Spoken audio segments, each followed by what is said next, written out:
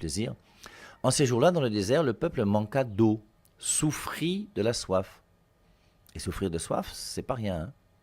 Il récrimina contre Moïse et dit, « Pourquoi nous as-tu fait monter d'Égypte? Était-ce pour nous faire mourir de soif avec nos fils et nos troupeaux ?» Et ce serait intéressant, pour ceux qui le veulent, de voir le nombre de fois où le peuple a récriminé contre Moïse et contre Dieu dans le désert. Jusqu'à vouloir, à un moment, ils ont cherché à tuer Moïse ou à le remplacer, à mettre quelqu'un d'autre, qui les ferait rentrer à nouveau en Égypte.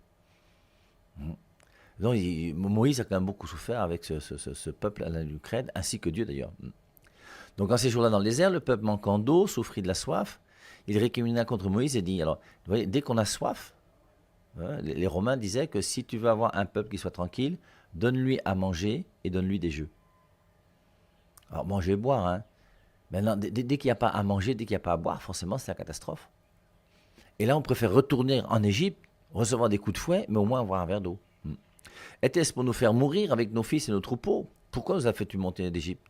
Moïse cria vers le Seigneur, que vais-je faire de ce peuple? Encore un peu, et ils me lapideront. C'est terrible, hein? Alors que c'est lui qui a libéré le peuple d'Israël. Ils ont vu la mer Rouge s'ouvrir, ils ont vu l'armée de Pharaon disparaître sous leurs yeux, ils n'ont rien fait, c'est Dieu qui a tout fait. Ils sont toujours en train de récriminer. Comme quoi on n'est jamais content, c'est ça qui est terrible. Que vais-je faire de ce peuple? Encore un peu, ils me lapideront. Le Seigneur dit à Moïse, passe devant le peuple, emmène avec toi plusieurs des anciens d'Israël. Prends en main le bâton avec lequel tu as frappé le Nil et va. Moi, je serai là devant toi, sur le rocher du mont Horeb. Tu frapperas le rocher et il en sortira de l'eau et le peuple boira. Et Moïse fit ainsi sous les yeux des anciens d'Israël. Il donna à ce lieu le nom de Massa, c'est-à-dire épreuve, et Meriba, c'est-à-dire querelle, parce que les fils d'Israël avaient cherché querelle au Seigneur, et parce qu'ils l'avaient mis à l'épreuve en disant, le Seigneur est-il au milieu de nous, oui ou non? Alors ce qui est intéressant, c'est cette histoire de soif, qui fait que... Et on va retrouver donc cette soif aussi dans l'évangile de Jean, chapitre 4. En ce temps-là, Jésus arriva à une ville de Samarie appelée Sichar ou Sicar, près du terrain que Jacob avait donné à son fils Joseph.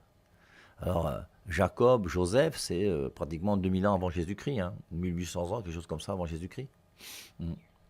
Donc on est quand même toujours sur le même territoire, la Terre Sainte. Voilà.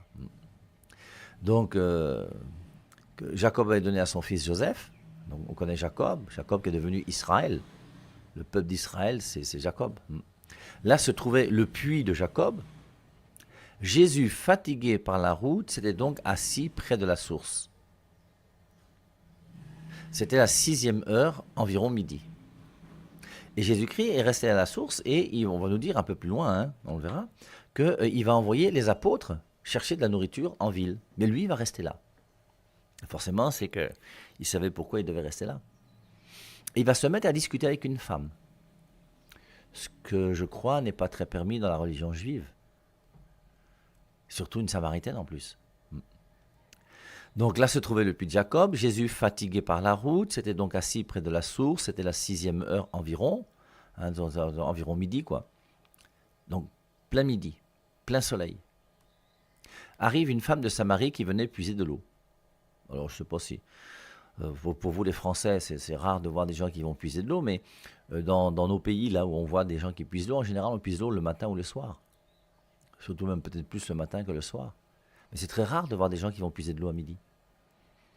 Et en général, ce n'est pas les mamans qui vont puiser de l'eau. Elles envoient leurs enfants. Donc on a l'impression que cette femme-là, elle est quand même dans une situation un peu bizarre. Elle préfère aller puiser de l'eau à midi. Est-ce que c'est comme elle a 5 maris et que le 6e mari avec qui elle vit n'est pas son mari? Est-ce qu'elle a peur que les gens se moquent d'elle, l'appellent prostituée? On ne sait pas, mais c'est quand même curieux de voir cette femme arriver à midi en plein soleil chercher de l'eau. Arrive une femme de Samarie qui venait puiser de l'eau. Jésus lui dit, « Donne-moi à boire. » Bon, fait banal, non? On est auprès d'un puits, il y a de l'eau. Toi-même, tu es venu avec ta cruche pour puiser de l'eau. Et Jésus-Christ demande savoir, « Donne-moi à boire. » C'est simple, c'est... La Samaritaine lui dit, « Comment toi, un juif, tu me demandes à boire à moi une Samaritaine ?» Première des choses, première leçon. Jésus-Christ n'est pas tribaliste. Croire que les gens de son village sont les gens les plus intelligents du monde, c'est peut-être une des plus grandes bêtises qui existent sur la terre. et être tribaliste, c'est vraiment pas être très intelligent. Croire qu'il n'y a que les noirs qui sont intelligents ou croire qu'il n'y a que les blancs qui sont intelligents, tout ce qui regarde le racisme, hein, c'est quelque chose qui est pas extraordinaire. Et c'est pour ça que c'est important, donc vous voyez, de pouvoir voir à travers la Samaritaine. Hein, donne-moi à boire. Question simple, normalement, ben, elle n'avait qu'à puiser de l'eau et lui donner un verre. En effet, alors, arrive une femme samaritaine, donne-moi à boire. En effet, ses disciples étaient partis à la ville pour acheter des provisions.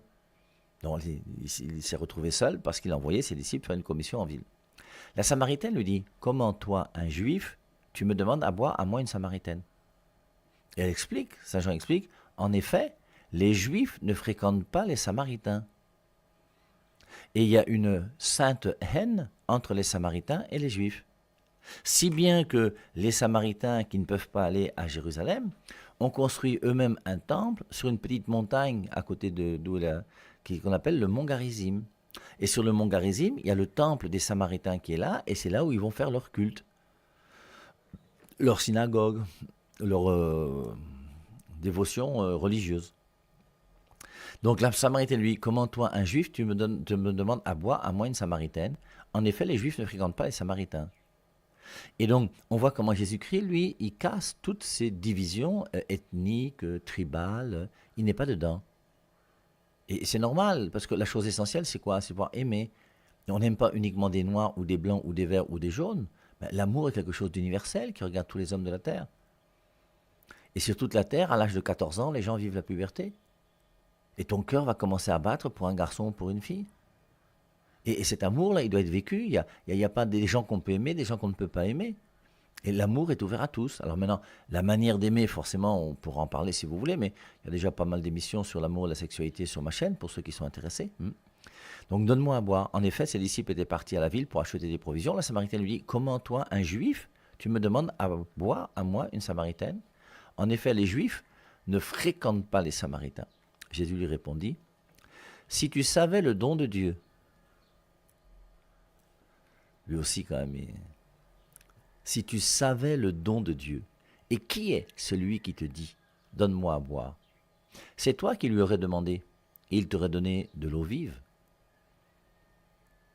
Donc forcément, la Samaritaine se retrouve face à un type qui est juif. Bizarre parce qu'il cause avec les Samaritains. Donc il est un petit peu étrange quand même cet homme. Et ensuite il lui dit, si tu savais le don de Dieu, elle va savoir comment. Elle ne sait pas que c'est Jésus-Christ, le Fils de Dieu, qui est Dieu. Alors elle sait quand même, elle le dira, que le Messie doit venir, lui il nous dira toutes choses. Et Jésus-Christ lui dira, c'est moi, me voici, n'attends plus quelqu'un d'autre. Donc il a préparé, si tu savais le don de Dieu. Et nous-mêmes, c'est pareil, si on savait le don de Dieu. Vous voyez, la chance qu'on a de pouvoir célébrer Noël chaque année. Alors, il y a toujours les Mboutoukous qui vous disent qu'on fête le soleil, enfin Jésus-Christ n'est pas né le 25 décembre, on s'en fout, ça c'est des questions stupides et bêtes, qui perdent le temps aux gens qui n'ont rien à faire d'ailleurs. Mais le fait de fêter Noël chaque année, c'est extraordinaire. On se rappelle que Jésus-Christ est venu sur terre, donc le don que Dieu a fait aux hommes de son propre Fils. Donc, si tu savais le don de Dieu, et qui est celui qui te dit, donne-moi à boire, c'est toi qui lui aurais demandé. Et il t'aurait donné de l'eau vive. Alors Jésus-Christ a quand même ajouté le mot vive. Alors la Samaritaine, elle est un peu dépassée par le discours de Jésus-Christ. Elle est là, il est midi, il fait chaud, elle a besoin d'eau, elle a sa cruche, et voilà, elle est dans sa logique. Elle lui dit, Seigneur, serais-tu plus grand que notre père Jacob, qui nous a donné ce puits et qui en a bu lui-même avec ses fils et ses bêtes? Première référence pour la femme, c'est Jacob. On est dans le territoire de Jacob, on se souvient de notre ancêtre Jacob qui était là. Jacob, qui en plus, je vous rappelle, est quand même le père d'Israël. Hein, les 12 tribus de Jacob vont devenir les 12 tribus d'Israël. Jacob a lutté une nuit entière avec Dieu, il lui a changé son nom, tu ne t'appelleras plus Jacob, tu t'appelleras Israël. Donc, d'où as-tu donc cette eau vive? Serais-tu plus grand que notre père Jacob, qui nous a donné ce puits et qui en a bu lui-même avec ses fils et ses bêtes? Jésus lui répondit, quiconque boit de cette eau aura de nouveau soif. Parce que là, on est tous d'accord. Mais celui qui boira de l'eau que moi, je lui donnerai, n'aura plus jamais soif.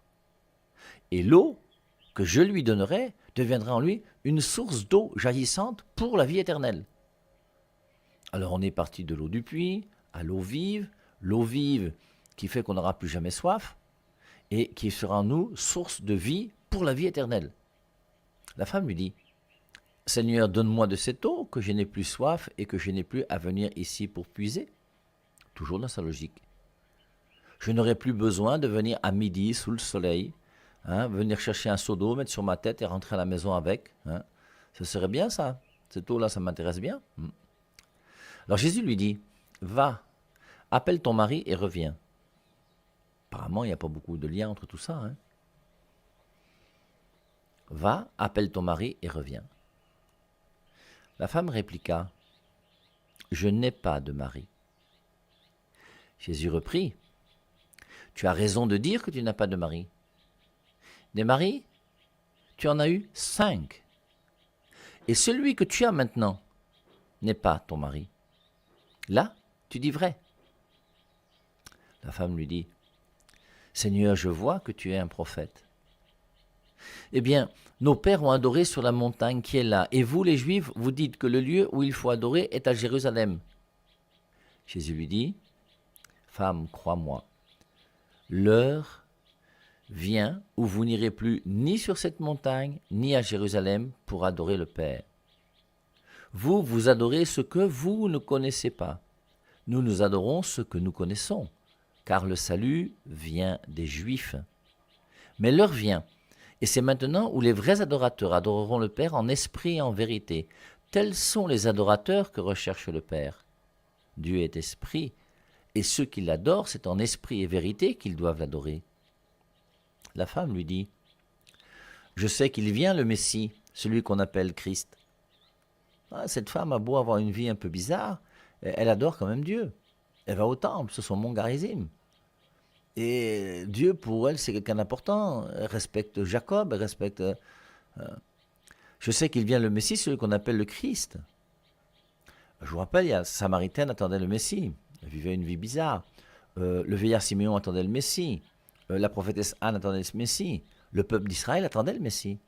Et quand Jésus-Christ est venu, on voit des gens qui attendaient le Messie. Et malheureusement, il va être crucifié par le Sanhédrin, les responsables de la religion juive, qui vont le condamner à mort innocemment. Donc, je sais qu'il vient le Messie, celui qu'on appelle Christ. Quand il viendra, c'est lui qui nous fera connaître toutes choses. Jésus lui dit, je le suis, moi qui te parle. C'est extraordinaire. C'est beau. Je le suis, moi qui te parle. Rencontre fortuite. Tu vas puiser l'eau comme d'habitude. Tu vas faire ta corvée et tu as la chance de rencontrer Dieu.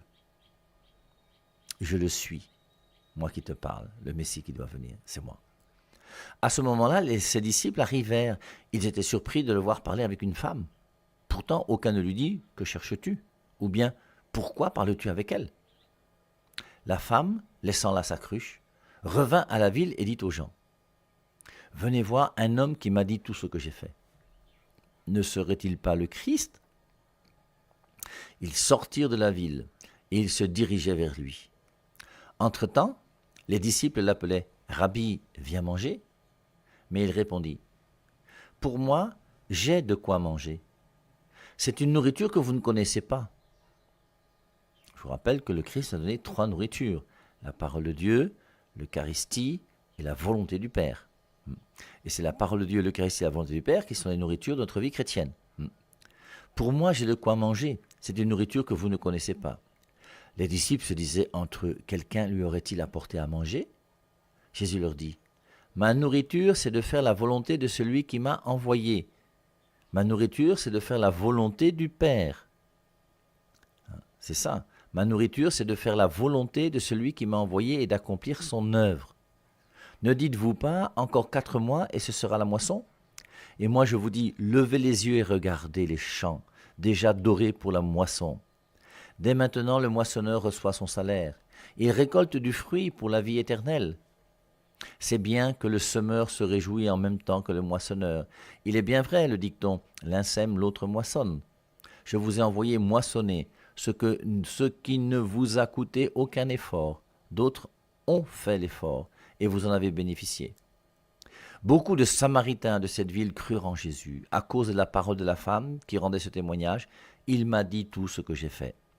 Lorsqu'ils arrivèrent auprès de lui, Ils l'invitèrent à demeurer chez eux. Il y demeura 2 jours. Ils furent encore beaucoup plus nombreux à croire à cause de sa parole à lui. Et il disait à la femme, ce n'est plus à cause de ce que tu nous as dit que nous croyons. Nous-mêmes, nous l'avons entendu et nous savons que c'est vraiment lui, le sauveur du monde. Très joli texte. Hein. Alors, à la fin, ce qui est intéressant, vous voyez, c'est que la Samaritaine va quitter Jésus-Christ, elle va laisser sa cruche. Et Saint Jean précise qu'elle va laisser sa cruche. Or, c'est ça qui la rendait supérieure à Jésus. Parce qu'elle avait au moins une cruche avec laquelle elle pouvait puiser dans ce puits qui était profond. Et Jésus-Christ ne pouvait pas. Et après, elle a oublié même la raison pour laquelle elle est venue. Parce qu'elle a trouvé quelque chose de formidable, qui lui redonne vie. Cette rencontre personnelle avec Jésus-Christ. Et elle ne peut pas garder ce bonheur qu'elle connaît pour elle seule. Et qu'est-ce qu'elle va faire? Elle va aller au village, dire aux gens.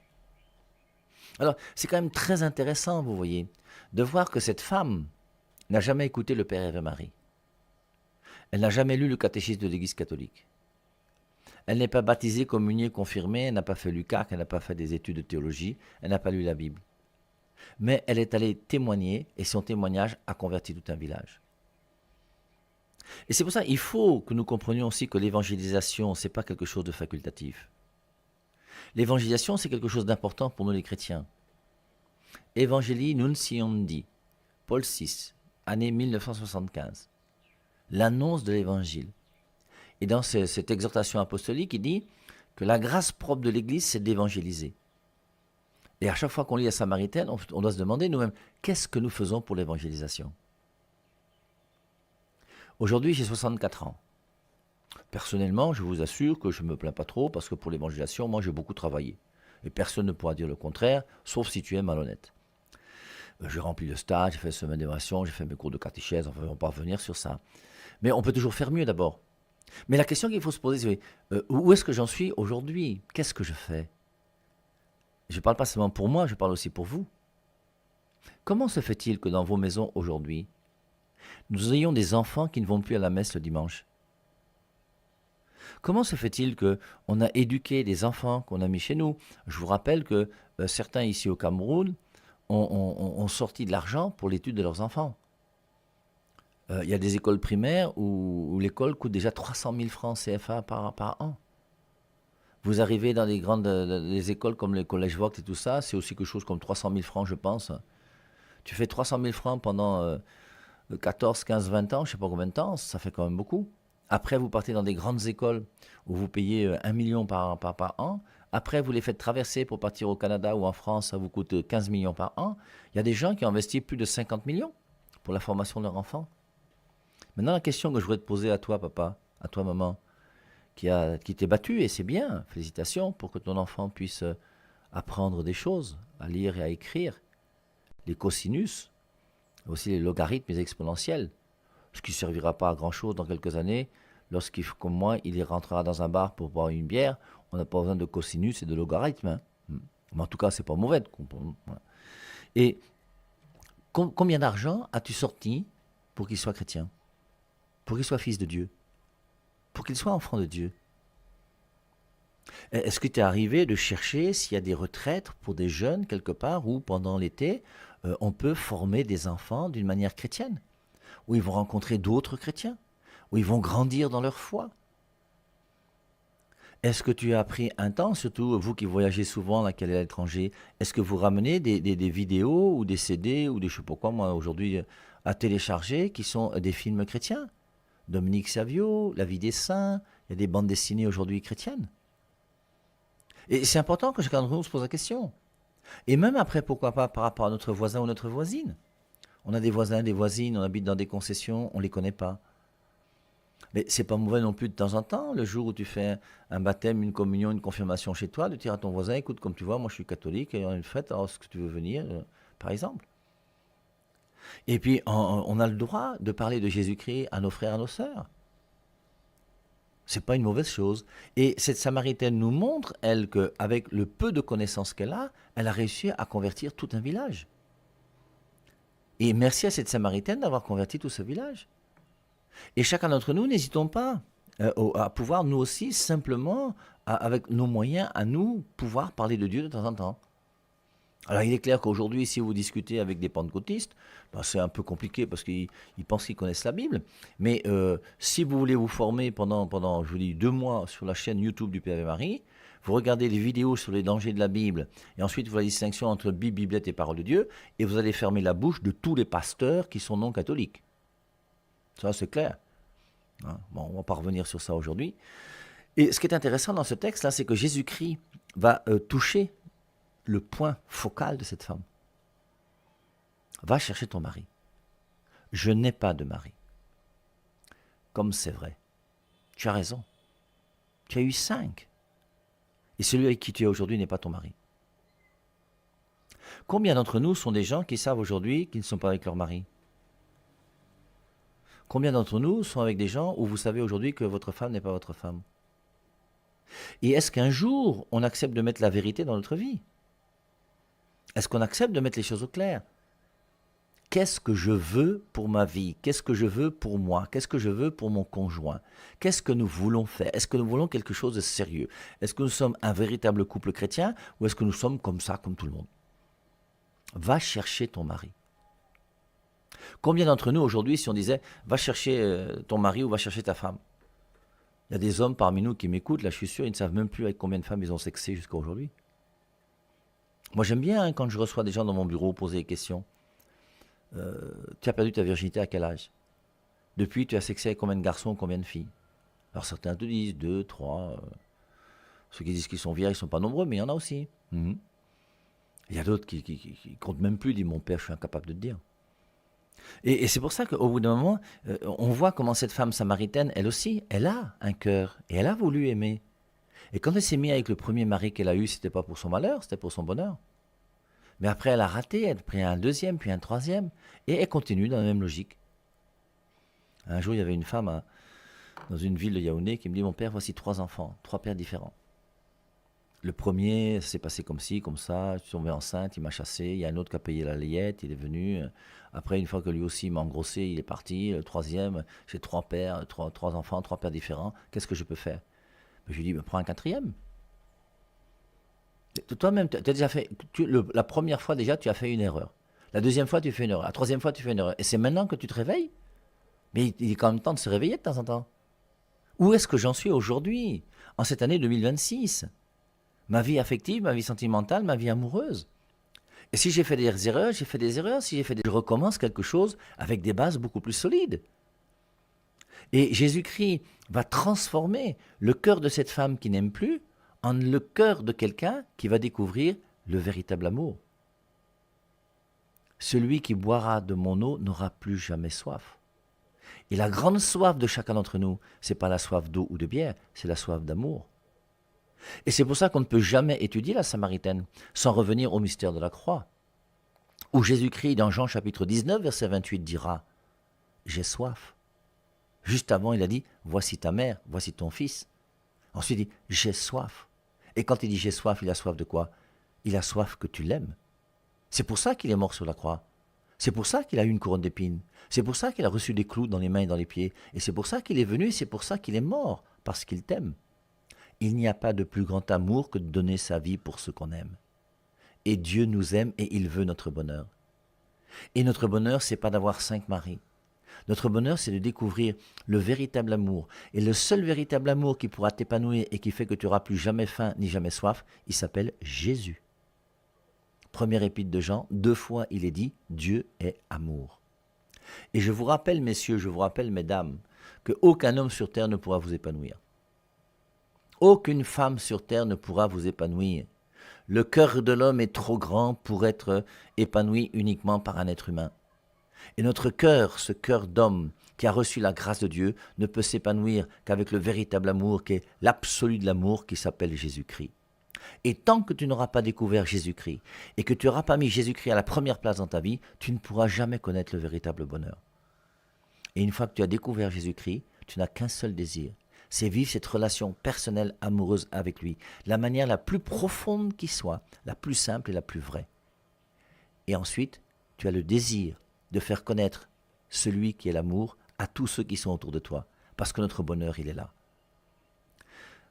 Dieu est esprit. Ceux qui l'adorent doivent l'adorer en esprit et en vérité. Mes amis, mettons Dieu à la première place dans notre vie. Adorons Dieu. Aimons Dieu de tout notre cœur, de toute notre âme, de toutes nos forces. Et ensuite, nous connaîtrons ainsi le véritable bonheur. Bonjour mon Père, s'il vous plaît, que veut dire adorer le Père en esprit en vérité? Ça veut dire adorer en tout lieu et en tout temps. Dans Actes au chapitre 8, on a l'eunuque éthiopien qui est venu à Jérusalem pour adorer. Il est venu à Jérusalem pour adorer, parce que l'adoration est liée à un lieu, ce que dit la Samaritaine. Dans Jean 4, il dit, est-ce qu'on doit adorer sur le mont Garizim ou est-ce qu'on doit adorer au temple? Il y a un lieu qui est lié à l'adoration, c'est ça l'Ancien Testament. Et dans le Nouveau Testament, il n'y a plus de lieu lié à l'adoration. L'adoration se fait en tout lieu et en tout temps. Voilà comment je comprends l'adoration en esprit en vérité.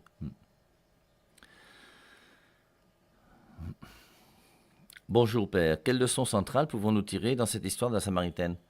Premièrement, qu'il faut mettre Dieu à la première place dans sa vie, que tu ne pourras t'épanouir même affectivement, amoureusement parlant, sexuellement parlant, maritalement parlant, qu'en mettant Dieu d'abord à la première place dans ta vie. Je crois que c'est ça, c'est va chercher ton mari, je crois que c'est la question centrale de Jésus-Christ, et c'est là où il met le point sur ce qui fait mal. Où est-ce que tu en es dans l'amour aujourd'hui? Et l'amour de Dieu ne peut pas s'opposer à l'amour de l'homme. L'amour de l'homme sera pleinement amour et complètement amour lorsqu'il sera conforme à ce que Dieu veut. Ça ne peut pas être autrement.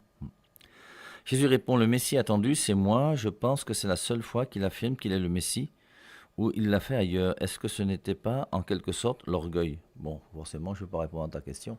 Si tu penses que Jésus-Christ est orgueilleux, ça va. Tu as le droit de le penser si tu veux. Comme il était violent parce qu'il a fait un fouet un jour, il a chassé les vendeurs du temple. Bonjour mon Père, une question me préoccupe l'esprit. Depuis un moment, j'aimerais savoir si le mariage à l'Église catholique et autre religion peut être possible. Bien, chez les protestants, le mariage n'est pas un sacrement. Martin Luther lui-même a détruit le sacrement du mariage. Chez les protestants, il n'a reconnu que 2 sacrements parmi les 7 que nous avons dans l'Église depuis toujours. C'est le même Martin Luther qui a jeté 7 livres inspirés par Dieu à la poubelle. C'est à cause de lui qu'on a une biblette de 66 livres aujourd'hui. Et ce Martin Luther, en supprimant le sacrement du mariage, fait que chez les protestants, le mariage n'est pas un sacrement. Et si tu veux avoir le sacrement du mariage, il faut te marier en accord avec ton curé, avec la présence de ton curé. Et donc un mariage qui est fait en dehors de la présence du prêtre est un mariage qui n'est pas valide. Donc c'est pour ça que si tu veux te marier avec une partie qui n'est pas catholique, la partie non catholique sera obligée de venir à la messe, au moins à la cérémonie de mariage. On peut faire une cérémonie de mariage sans Eucharistie, à la cérémonie de mariage pour pouvoir donner son consentement par rapport à l'amour. Après, elle peut retourner dans son église. Et la chose la plus simple, c'est va voir le curé de ta paroisse. Tu vois le curé de ta paroisse et tu lui dis, je voudrais me marier. Alors, par exemple, les pentecôtistes. Le problème, c'est que les pentecôtistes, quelquefois, ils sont un peu bornés, un peu bêtes, ces gens-là. Si tu as affaire à un pentecôtiste qui est ouvert, c'est formidable, mais les pentecôtistes ouverts ne sont pas nombreux. Regardez comment Marcelo Tunasi envoie tous les catholiques en enfer. Et dans sa vidéo sur les vérités bibliques sur Marie, à la fin de cette vidéo, il dit qu'il interdit à ces jeunes de la compassion de pouvoir se marier avec un idolâtre de catholique. Ce sont des gens bornés, ils sont bêtes, plus rien. Mais si c'est quelqu'un qui est intelligent et qui est ouvert, forcément, il y a moyen de pouvoir aller rencontrer le curé, demander au curé comment est-ce qu'il faut faire, il va vous dire. Et si la personne est intelligente en plus, après quelque temps, elle peut devenir catholique, puisqu'un chrétien intelligent est forcément et obligatoirement catholique. Et nous avons des arguments monstrueux pour montrer la vérité de l'Église catholique par rapport à toutes les autres églises. Bonjour mon père, s'il vous plaît, quel est votre avis personnel par rapport au 8 mars? Merci. C'est la fête de la femme. Alors, c'est vrai que ce qu'il y a de bien, moi, ce que je trouve intéressant, c'est qu'il y a de moins en moins de débordements. Le 8 mars, c'était le jour où il y avait le plus de bagarres dans les bars. Les cabas et tout ça, on a vu des choses quand même bizarres. C'est pour ça que moi j'avais pris la décision le 8 mars d'acheter ma bière le 7 mars et de boire ma bière chez moi à la maison. Parce que vraiment, il y a des choses qui sont plus que bizarres. Et il y avait quand même une sorte de dévergondage qui ne disait pas son nom. Je pense qu'avec le temps, la fête a pris de plus en plus de sérieux. Je pense que la réalité même de la fête est importante parce qu'il faut que la femme puisse réfléchir sur ce qu'elle est et ce qu'elle doit faire, ses droits et ses devoirs. Elle a des droits qu'on doit lui reconnaître. C'est normal qu'une femme soit payée le même salaire qu'un homme quand ils font un même travail. C'est normal que la femme puisse voter. Alors pour nous aujourd'hui c'est évident, mais c'est uniquement en 1946, je crois, que le droit de vote a été donné ici au Cameroun.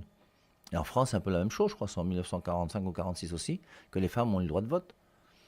Alors après, il faut qu'elles défendent leurs droits. Après, il faut qu'elles sachent aussi rester à leur place. Parce que quand une femme veut devenir un homme, ça devient laid.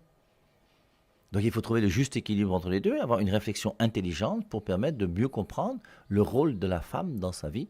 Je crois que pour ça, c'est positif. Maintenant, quand la femme en profite ce jour-là, parce que c'est la seule possibilité pour elle de quitter son foyer et de commencer à pouvoir faire n'importe quoi ce jour-là, c'est ça où c'est le désordre. Bonjour mon père, je m'appelle Stéphane, je suis un témoin de Jéhovah. S'il vous plaît, est-il vrai que ma religion a été fondée par un Américain dont j'ignore le nom? S'il vous plaît, quel est son nom? Car je suis convaincu que beaucoup de mes frères et sœurs, témoins de Jéhovah de nos jours, ignorent son nom. Oui, vous avez été fondé par un homme. Alors, il faut préciser les choses. Charles Taze Russell, qui est à l'origine des étudiants de la Bible. Charles Taze Russell n'a jamais été témoin de Jéhovah. Charles Taze Russell, il a d'abord été presbytérien par son père et par sa mère qui étaient presbytériens. Ensuite, il a perdu la foi. Il a retrouvé la foi après l'adolescence en fréquentant des adventistes. Et avec les adventistes, on a choisi quelques dates de la fin du monde, des choses pareilles, ça s'est mal passé, il s'est séparé des adventistes. Et il a commencé à fonder son groupe à lui qu'on appelle les étudiants de la Bible. Et il est mort en 1916 en revenant d'une prédication dans un train, c'était un homme qui prêchait beaucoup. Il a été remplacé par le juge Rutherford. Il y a eu beaucoup même de tiraillements dans cette passation de service et beaucoup de gens qui ont quitté les témoins de Jéhovah parce que c'est quand même bizarre, ça fait d'une manière bizarre. Et le juge Rutherford, lui, en 1931 au congrès de Columbus, a dit qu'à partir d'aujourd'hui, on ne s'appellera plus témoin de Jéhovah, mais on s'appellera plus, étudiant de la Bible, on s'appellera témoin de Jéhovah. Et voici comment le nom de témoin de Jéhovah est né en 1931, donc il n'y a même pas encore 100 ans. Et voilà comment ils sont nés. Alors c'est pour ça que bon, c'est bien que tu sois témoin de Jéhovah. Si moi je te propose, j'ai ma chaîne YouTube. Si tu peux écouter sur ma chaîne YouTube, j'ai fait 2 vidéos sur les témoins de Jéhovah. Et vraiment, je crois que si tu veux les écouter, ça pourra t'aider.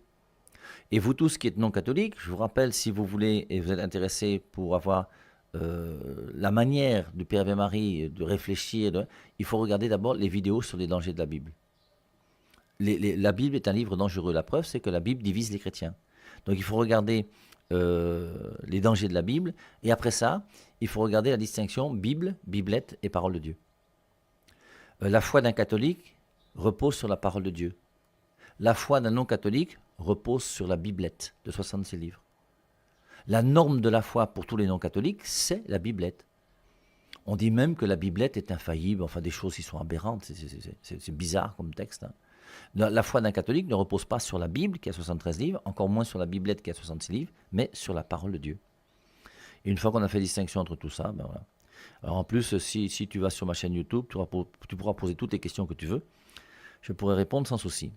Bonjour mon père, que pensez-vous des mystiques catholiques tels Luz de Maria et Conchita González? Je ne les connais pas, mais tous les mystiques catholiques sont intéressants.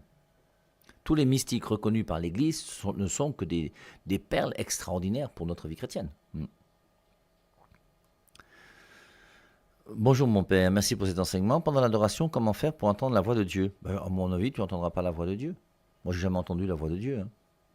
Dieu m'a jamais rien dit. Et l'important, c'est pas d'entendre la voix de Dieu. Dans l'adoration, c'est se laisser aimer par Dieu. Laisse Dieu prendre possession de ton cœur. Laisse Dieu prendre possession de ta vie.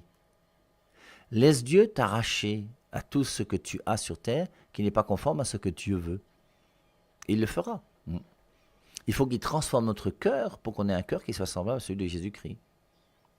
Et c'est pour ça donc que c'est important, vous voyez, de pouvoir se laisser, voilà, oui, c'est pour moi la plus belle phrase qui définit la prière, c'est se laisser aimer par Dieu. Et dans l'adoration du Saint-Sacrement, tu te mets en présence de cette hostie qui est là, qui est réellement le corps du Christ. Et le corps du Christ qui est là, c'est Dieu qui est présent pour toi, par amour, dans ce sacrement qu'on appelle l'Eucharistie. Laisse-toi aimer par Dieu. Je dirais ça comme ça. Si on est marié qu'à la mairie, ce mariage n'a pas de crédit devant Dieu. Bien sûr que non. Tu es passé devant Paul Biya, tu n'es pas passé devant Dieu. Donc c'est un mariage civil qui fait que tu dois obéir aux droits civils. Mais si tu es vraiment enfant de Dieu, il faut passer aussi devant Dieu.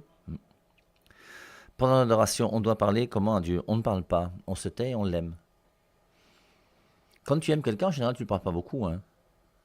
Je me souviens quand j'avais, je sais plus, 15 ans peut-être, ou 14 ans, la première fille que j'ai aimée, j'étais au dortoir, on était à un internat.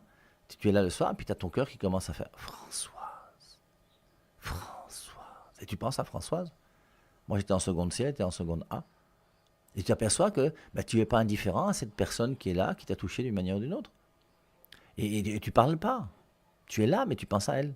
C'est pareil pour Dieu. Bonjour, les dangers de la Bible. Oui, la Bible est un livre dangereux. La preuve, c'est qu'à partir de la Bible aujourd'hui, les gens disent que les catholiques adorent la Vierge Marie. À partir de la Bible aujourd'hui, les gens disent qu'on n'a pas le droit d'avoir de statue, alors que Dieu n'a jamais été contre les statues. Il est contre les idoles. Exode chapitre 20, verset 4, tu ne te feras pas d'image taillée, sculptée, représentant les choses du ciel, de la terre et de la mer, tu ne te prosterneras point devant elles. Tu ne te prosterneras point devant elles pour les adorer. Ce sont les idoles qui sont interdites. D'ailleurs, Exode 23, c'est tu n'as qu'un seul Dieu que tu adoreras. Puisque tu n'as qu'un seul Dieu que tu adoreras, tu ne peux pas faire des statues pour les adorer. D'ailleurs, dans toujours le même livre de l'Exode au chapitre 20, verset 23, tu ne te feras pas des dieux d'or, d'argent ou de bronze. Et Dieu a demandé qu'on fasse un serpent d'airain, des chérubins, enfin tous les passages qui sont là. Allez voir un tour sur ma chaîne YouTube et vous comprendrez. Les dangers de la Bible, c'est tous ceux qui vous disent 1 Timothée 2,5, il y a un seul médiateur entre Dieu et les hommes. Conclusion, Marie ne peut pas être médiatrice. C'est du débilisme mental. Hein. Mais je vous dis, ces pasteurs-là sont complètement idiots et bêtes. Ils ne savent même pas ce qu'ils disent. Alors c'est vrai que c'est écrit 1 Timothée 2,5, il y a un seul médiateur entre Dieu et les hommes. Mais ça n'empêche que moi, je suis médiateur entre Dieu et vous. Les sacrements sont médiateurs entre Dieu et vous. La Bible est médiatrice entre Dieu et toi. Il n'y a pas un seul médiateur entre Dieu et les hommes. C'est pour ça qu'il faut lire le verset qui suit, le verset 6. Un seul médiateur qui a donné sa vie en rançon pour la multitude. Et le seul médiateur qui est mort pour toi, c'est Jésus, c'est le seul sauveur, ça on est d'accord. C'est pour ça qu'il faut bien comprendre les Saintes Écritures. À partir des Saintes Écritures, il y a des gens qui vous affirment que Jésus-Christ avait des frères et des sœurs. Moi je vous prouve quand vous voulez que Jésus-Christ n'a ni frère ni sœur avec les Écritures.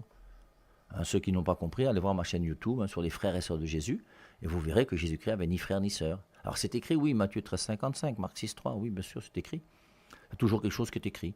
Et à partir de la Bible, c'est pour ça qu'on peut comprendre n'importe quoi. C'est pour ça que 2 Pierre 3, 16 nous dit, dans les écrits de Paul, il se trouve des passages difficiles à comprendre dont les personnes ignorantes et mal affermies tordent le sens comme elles le font du reste des Écritures pour leur propre perdition. Il y a des gens qui tordent le sens des Écritures pour leur propre perdition.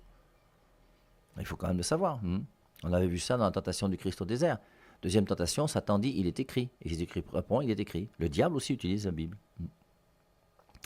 Maria Valtorta, qu'en pensez-vous, mon père? Que c'est un livre génial, absolument formidable. Il faut lire, c'est très intéressant, Maria Valtorta. Pourquoi est-il si dur aujourd'hui de faire oraison? Alors, c'est vrai que se mettre en présence de Dieu, essayer de faire une prière silencieuse en présence de Dieu, c'est pas toujours facile, c'est sûr. Alors, c'est plus facile quand tu as la chance d'avoir une église. Moi, j'ai la chance d'avoir une chapelle ici à la radio. Dans les communautés religieuses, tu te retrouves avec tes frères à la chapelle, donc ça aide. Mais se retrouver seul dans sa chambre ou dans son jardin, c'est pas toujours facile, mais c'est un exercice qui est bon. Il faut le faire, c'est important. Aujourd'hui, regardez le nombre de vieux qui essayent de faire du sport parce qu'ils trouvent que c'est important pour eux, pour leur santé. Lisons aussi les Saintes Écritures et puis prenons du temps pour faire cette prière silencieuse.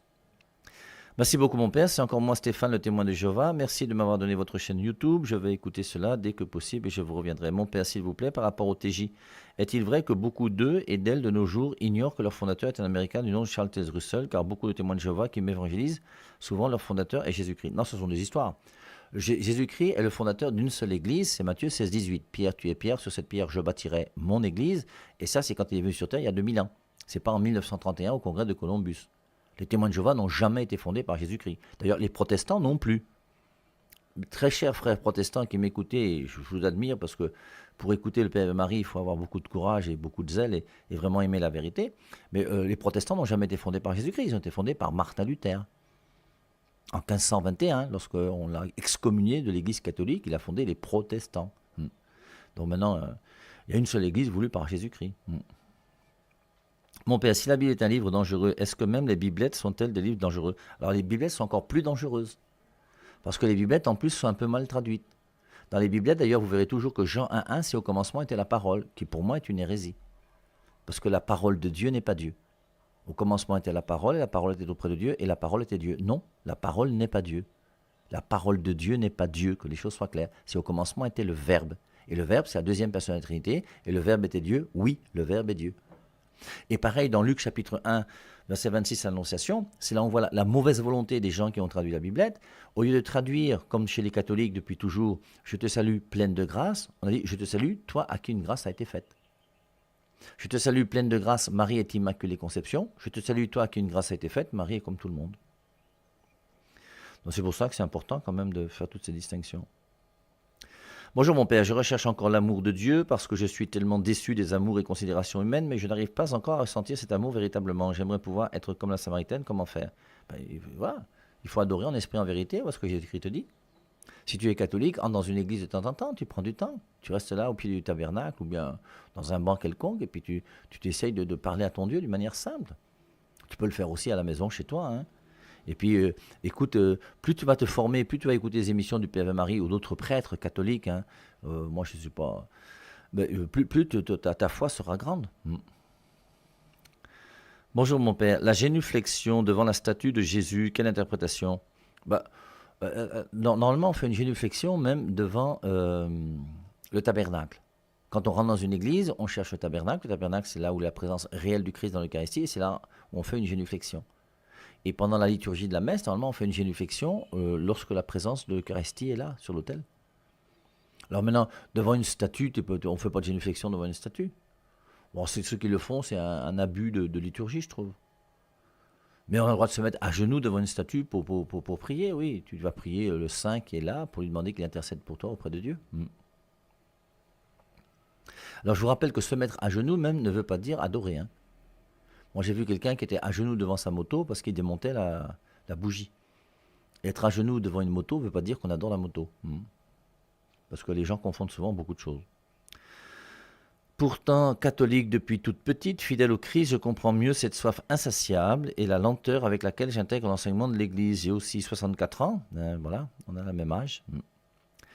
Chemin de conversion permanent qui me permet de mieux comprendre celui en qui je crois. Merci pour tout, pour les dons. Où est-ce que je peux avoir votre compte français? Il n'y a pas de souci, on va voir ça tout à l'heure.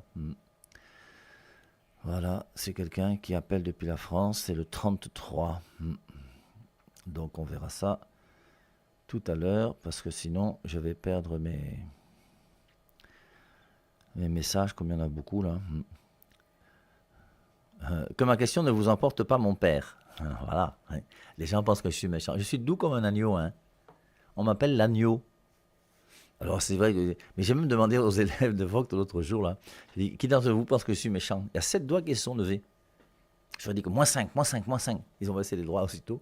Non, je ne suis pas méchant, j'ai jamais été méchant. La seule chose, c'est la bêtise qui m'énerve. Quand quelqu'un vous dit que la parole de Dieu se trouve dans un livre. Je ne sais pas, mais la parole de Dieu se trouve dans le Christ. C'est la parole de Jésus. C'est la parole de Dieu, qui vient de Dieu, ce n'est pas un livre. Un livre, c'est une partie de la parole de Dieu qui a été mise par écrit, qui peut d'ailleurs être mal interprétée. Donc, voilà. Que ma question ne vous emporte pas, mon père, quelle Bible utilisez-vous en studio? Parce que moi, j'ai la Bible des peuples, et chaque fois que vous enseignez le français de votre Bible est différent de celui de ma Bible. Alors, habituellement, moi aussi, aujourd'hui, j'ai la Bible des peuples. Et c'est la Bible des peuples que j'utilise, hein. Le texte d'aujourd'hui pour la liturgie du dimanche, par exemple, je prends AELF. Il y a un site, alors c'est je crois le site liturgique français. Et la traduction d'ailleurs, j'aime beaucoup la traduction de la Bible liturgique. Je trouve qu'elle est très belle. Mais habituellement, quand je prends l'épître aux Romains, que je commente et toutes ces choses, je prends dans la Bible des peuples. Quand je travaille, je fais des copier-coller de la Bible des peuples. Maintenant, quand je récite par cœur un verset biblique, en général, c'est en traduction Louis II. Parce que je vous rappelle que c'est avec la traduction Louis II que j'ai travaillé pendant 20 ans. Mes 10 heures de catéchèse par semaine, mes semaines d'évangélisation à droite et à gauche. Et c'est une fois que je me suis un peu stabilisé que j'ai commencé à utiliser davantage la Bible des peuples, que je trouve formidable. Le français de votre Bible est différent de celui de ma Bible. Auriez-vous conseillé la Bible des peuples alors que vous-même vous utilisez une autre? Je m'excuse mon père. Non. Non, je recommande sérieusement la Bible des peuples. D'ailleurs, en général, quand je me balade ou que ce soit pour aller prêcher à droite, à gauche, que je prends l'avion, tout ça, je prends toujours mon iPad. Et mon iPad, c'est la Bible des peuples. Mais j'ai toujours aussi mon Nouveau Testament avec lequel j'ai travaillé, qui est là devant moi. J'ai fait 25 ans peut-être, ou peut-être 30 ans qu'on a une relation amoureuse ensemble, mon Nouveau Testament et moi. Et forcément, c'est dans ce livre-là que je repère plus facilement les versets bibliques. Et c'est celui que j'ai l'habitude de travailler. Et c'est pour ça, donc, il y a toujours cette... En général, je vous rappelle, donc, les versets bibliques récités par cœur par le Père et Marie, en général, c'est la traduction Louis II.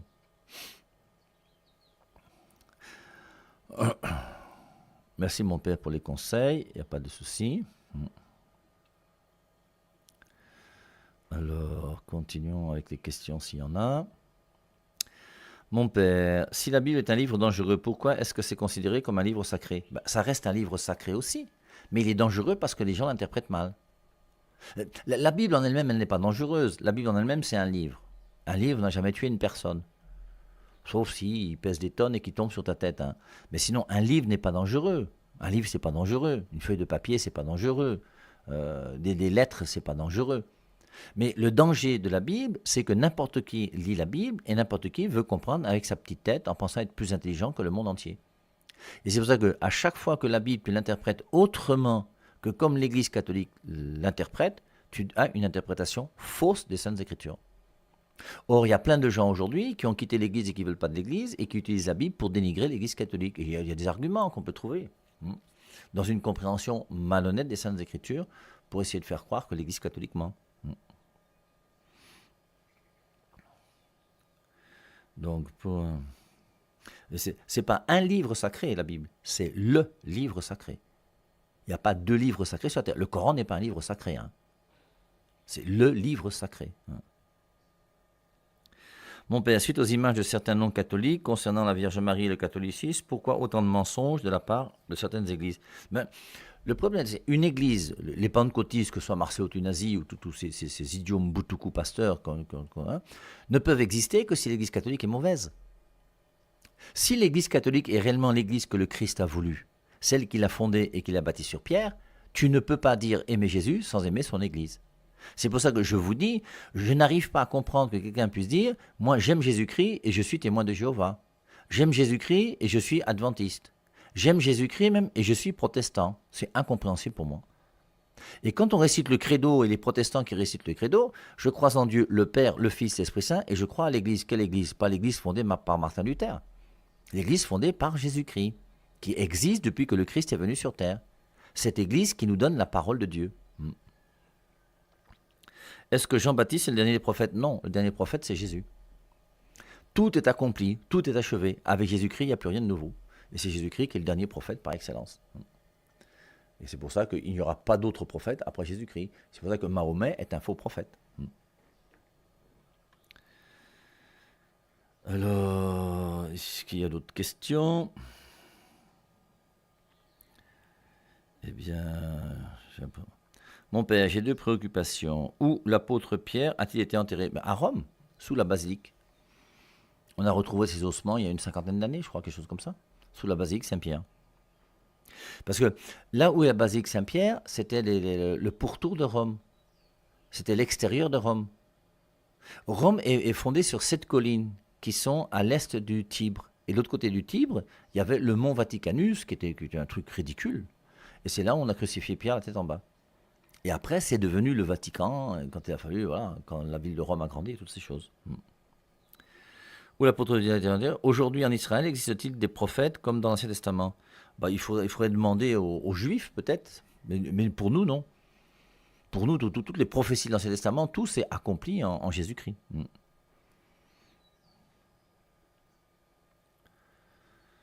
Mon père, comment comprendre le dissensus entre Vatican et la communauté Saint-Pédis? Ce sont des désordonnés, des obéissants, on est Mboutoukou aussi. C'est honteux et abominable d'appartenir à la FSSPX. Ne crois pas, quand tu fais partie de la FSSPX, que tu es sous le souffle de l'Esprit Saint. Mets tes genoux à terre, demande à l'Esprit Saint qui t'éclaire pour savoir s'il doit partir à la FSSPX ou s'il doit rester fidèle à l'église de Léon XIV. Et si c'est réellement l'Esprit Saint qui va te répondre, il va te dire qu'il faut rester dans l'église de Léon XIV. Aucun chrétien ne peut s'opposer à l'église. Tu dis que tu es catholique, ils disent même qu'ils aiment Léon XIV, qu'ils aiment le pape, qu'ils aiment tout ça, et ils désobéissent. Mais ils sont complètement malades dans leur tête, ces gens-là. Mais il faut leur dire qu'ils sont bêtes, c'est de la bêtise. Et tu ne peux pas vouloir la grandeur de l'Église catholique et diviser l'Église comme ils le font. Je vous rappelle que le fait de recevoir une excommunication de la part de l'Église catholique, ce n'est pas une médaille d'honneur. Ce n'est pas la médaille d'or, d'argent ou de bronze que tu gagnes quand tu fais les Jeux olympiques. C'est une honte et une abomination pour un homme qui se dit chrétien de recevoir l'excommunication de la part de Rome. C'est la plus grande punition que Rome puisse se donner. Et ils font des événements pour continuer à pouvoir être excommuniés. Ils cherchent leur intérêt, ils cherchent à avoir leurs évêques, leurs petites bouffes, leurs petits séminaristes, leurs petits machins, leurs petits cocons, où ils pensent être les meilleurs, les plus beaux, les plus grands, les plus forts. Ils sont bêtes comme les pentecôtistes, hein, ils sont les mêmes gens, mais de l'autre côté. Je me suis un peu défoulé. Donc, chers amis, ah bah si, encore d'autres questions apparemment qui viennent d'arriver. Bonjour mon père, ce passage de la Samaritaine me rappelle une chose, pendant que les Juifs utilisaient la Torah et les autres textes, les Samaritains utilisaient uniquement la Torah, d'où l'adoration sous le nom Garizim, car Jérusalem n'est pas le lieu d'adoration, blablabla. Bon, bah ça c'est pas une question. Bonjour mon père, je voulais savoir si on pouvait lire la deuxième lecture. Bien sûr, on peut la lire, non? Bon, je ne vais pas la lire là maintenant, mais tu pourras la lire. C'est Romains chapitre 5. On a commenté un peu Romains 5 ces jours-ci, là. Vous allez retrouver Romains chapitre 5 comme deuxième lecture d'aujourd'hui, mais je voulais insister uniquement sur l'eau, la Samaritaine. On ne peut pas tout dire non plus. Hein. Pourquoi la Bible ne parle pas de la mort de l'apôtre Paul?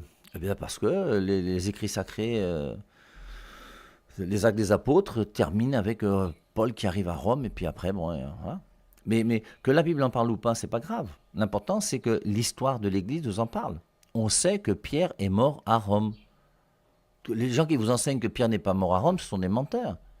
On sait que Paul est mort à Rome. Il y a un lieu, tu pourras le visiter, c'est Saint-Paul hors les murs. On lui a coupé la tête. Voilà. Les seuls apôtres qui sont morts dans les Écritures, c'est Judas qui s'est pendu et Jacques, le frère de Jean, qui a été passé par le fil de l'épée dans Actes au chapitre 12.